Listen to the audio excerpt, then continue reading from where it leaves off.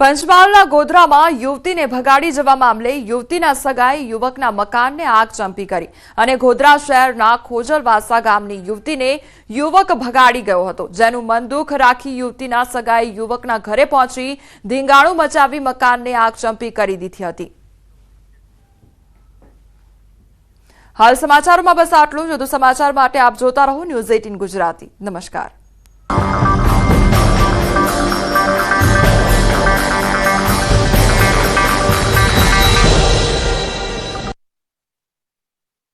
Funds અમદાવાદમાં રફતારનો કહેર ઓછો નથી થઈ રહ્યો। આ વખતે અમદાવાદના પ્રગતિનગર નજીક કાર ચાલકે આતંક મચાવ્યો હતો। પૂરપાટ આવતા કાર ચાલકે 3 થી 4 લોકોને અડફેટે લીધા હતા, જેથી રોડ પર હાહાકાર મચી ગયો। લોકોના ટોળા એકત્રિત થઈ ગયા। કાર ચાલક નશામાં બેફામ આવતો હોવાનું જોનારાઓનું કહેવું છે। સ્થાનિકોએ તુરંત પોલીસને બોલાવી હતી। આ તરફ વડોદરાના કારેલીબાગ આમ્રપાલી કોમ્પ્લેક્સ પાસે પૂરપાટ ઝડપે આવતી કારે વૃદ્ધને અડફેટે લીધા। ઇજાગ્રસ્ત વૃદ્ધને સારવાર અર્થે ખસેડાયા।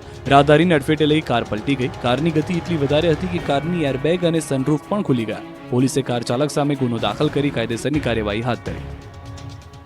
સુરતમાં 3 ટપોરીઓએ ખૌફ જમાવવા પ્રયાસ કર્યો। દ્રશ્યોમાં જોઈ શકાય છે કે 3 ટપોરી બાઇક પર બેઠા છે। પાછળ બેઠેલા શખ્સે તો શર્ટ પણ નથી પહેર્યો અને હાથમાં દંડો પકડ્યો છે। બાઇક પર ટ્રિપલ સવારી કરીને ટ્રાફિકના નિયમોનો ધજાગરા ઉડાવ્યા। એટલું જ નહીં, ખુલ્લેઆમ ટપોરી વેડા કરીને પોલીસને પણ પડકાર ફેંક્યો।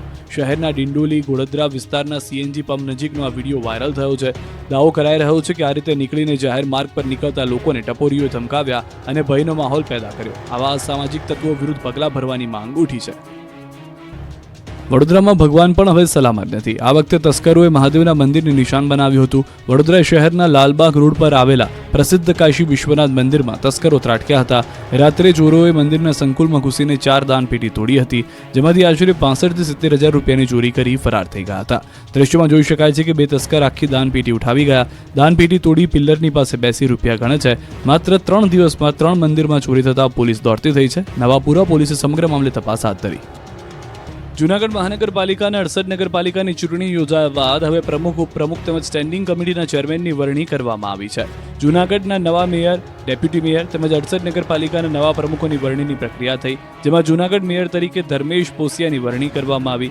આકાશ કટારા બન્યા ડેપ્યુટી મેયર, પલ્લવીબેન ઠાકર બન્યા સ્ટેન્ડિંગ કમિટીના ચેરમેન। શાસક પક્ષ નેતા તરીકે મનનભાઈ અભાણીની વરણી કરાઈ। આ તરફ મહેસાણાના વડનગર નગરપાલિકાના પ્રમુખ, ઉપપ્રમુખની વરણી કરવામાં આવી। પ્રમુખ તરીકે નિકિતાબેન શાહ અને ઉપપ્રમુખ તરીકે જયંતિજી હદુજી ઠાકોરની પસંદગી થઈ ચૂકી છે।